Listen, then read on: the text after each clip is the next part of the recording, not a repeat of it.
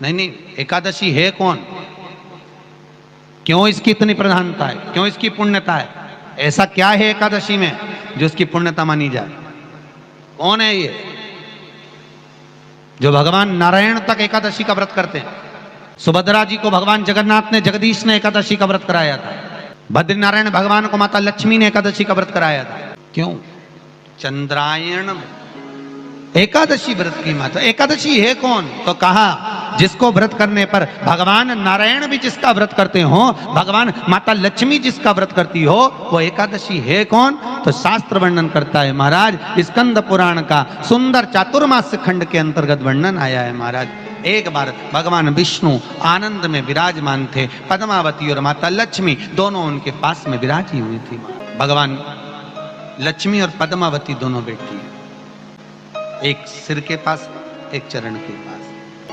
कुछ समय बाद वहीं पर ब्रह्मदेव का आगमन हुआ और ब्रह्मा जी आगमन पाकर भगवान नारायण पद्मावती से लगकर उठे और उठकर लक्ष्मी की ओर झुके।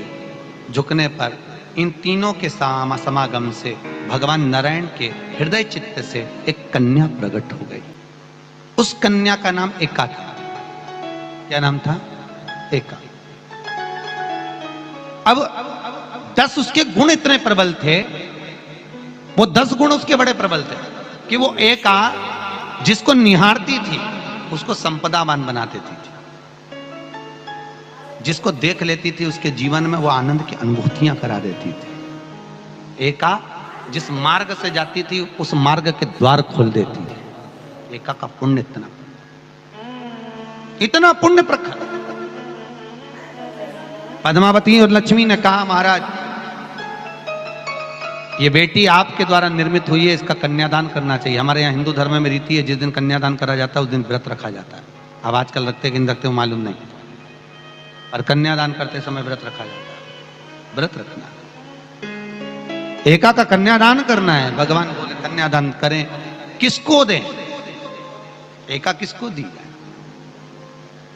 एका प्रदान किसको करी जाए? पुण्यता किसको दी जाए? भगवान नारायण ने उसी समय लक्ष्मी और पद्मा से पूछा, तुम एकादशी के दिन जब आप जल शंकर को चढ़ाने तो रोज ही जाते, जब एकादशी का दिन रहे और शंकर जी के मंदिर में आप जल समर्पित करें तो 3 बार मुख से स्वधा स्वधा स्वधा या स्वधा स्तोत्र का पाठ, जिसमें 12 श्लोक 2-4 हैं। पैसा तो आ रहा है पर घर में टिक नहीं रहा। डॉक्टर में, पुलिस में, एक्सीडेंट आदि में, कहीं गलत जगह पर, व्यसन में अगर पैसा जा रहा है, जुए में, मांसाहार, मदिरा पान, या कहीं आया पैसा आने में कमी नहीं, आ रहा है पर टिक नहीं रहा, रुक नहीं रहा।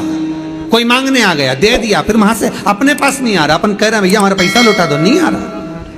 तो महाराज शिव महापुराण की कथा कहती है एकादशी के दिन गंगा के जल में मात्र 7 बेलपत्री डालकर जो नंदीश्वर भगवान अर्थात जो शंकर जी के शिवलिंग के सामने नंदी होता है, उस नंदी के चरण पर गंगा का जल चढ़ाकर बेलपत्री शिव पर समर्पित कर देता है, उसके घर में रुपया रुकना चालू हो जाता है। फिर वो गलत जगह पर नहीं जाता, गलत स्थान पर वो धन जाएगा ही नहीं। तूने समझा, मांग तुझे क्या चाहिए। एकादशी ने भगवान विष्णु से कहा, नाथ प्रभु वर दे दो, मृत्यु लोक में जो मनुष्य मेरा व्रत करेगा, चाहे जलचर, थलचर, वायुचर या सांसारिक मनुष्य, मेरा अगर एकादशी का व्रत करेगा प्रभु, उसके यहाँ धन धान्य वैभव सुख संपदा बढ़ेगी और उस जीवात्मा को नरक नहीं भोगना पड़ेगा, सीधे वैकुंठ का उसको वास मिलेगा।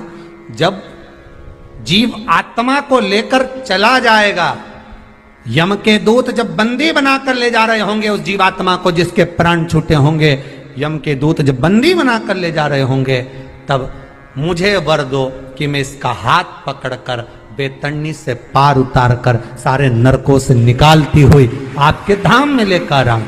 भगवान ने वर दे दिया, तथास्तु। हे एकादशी सुनो, मृत्यु लोक का मनुष्य अन्न का त्याग कर कर, क्योंकि अन्न में एकादशी के दिन पाप पुरुष रहता है, अन्न का त्याग कर कर एकादशी के दिन जो मनुष्य तुम्हारा व्रत धारण करेगा, उस व्रत को करेगा और उस व्रत को धारण करेगा, उसकी मनोकामना पूर्ण होकर वो मेरे ही धाम को जाएगा। ये तो हुआ एकादशी के जन्म की कथा। एकादशी के दिन गंगा के जल में मात्र 7 बेलपत्री डालकर जो नंदीश्वर भगवान अर्थात जो शंकर जी के शिवलिंग के सामने नंदी होता है, उस नंदी के चरण पर गंगा का जल चढ़ाकर बेलपत्री शिव पर समर्पित कर देता है, उसके घर में रुपया रुकना चालू हो जाता है। फिर वो गलत जगह पर नहीं जाता, गलत स्थान पर वो धन जाएगा ही नहीं। बेटा अगर व्यसन में पड़ा हुआ है, मदिरापान में पड़ा हुआ है, मांसाहार में, जुए आदि में जा रहा है, तुम्हें लग रहा है कि मेरा बेटा गलत मार्ग पर जा रहा है, ये मित्र दोस्ती गलत हो रही है, वो सही जगह पर आ जाए। करना है एकादशी।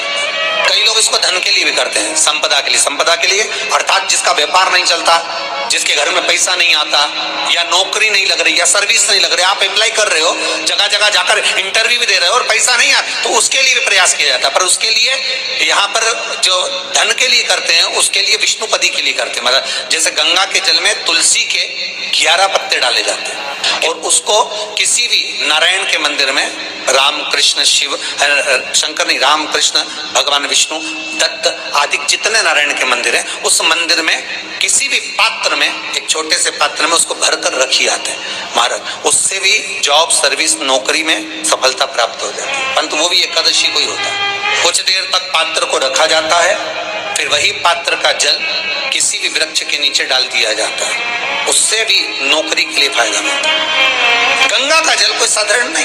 दशमी, एकादशी और द्वादशी, इन 3 तिथियों पर एक रोटी में थोड़ा सा मीठा रखकर सोमक पितृ का नाम लेकर यदि गाय को खिला दिया जाता है, तो अगर कोई पूर्वज प्रेत योनि में भी पड़ा हुआ होता है, भटक रहा होता है, जिसको पिंड नहीं मिला, जो अचानक मर गया होता है, अधोगति में चले गया होता है, उस जीव की मुक्ति दशमी, एकादशी और द्वादशी, ये 3 दिन सोमक पितृ का नाम लेकर रोटी में, पूड़ी में मीठा रखकर अगर गाय को खिला दिया जाता है, ये 3 दिन तक, तो वो पितृ कभी भटकते नहीं है, उनको मुक्ति प्राप्त हो जाती है, मोक्ष में।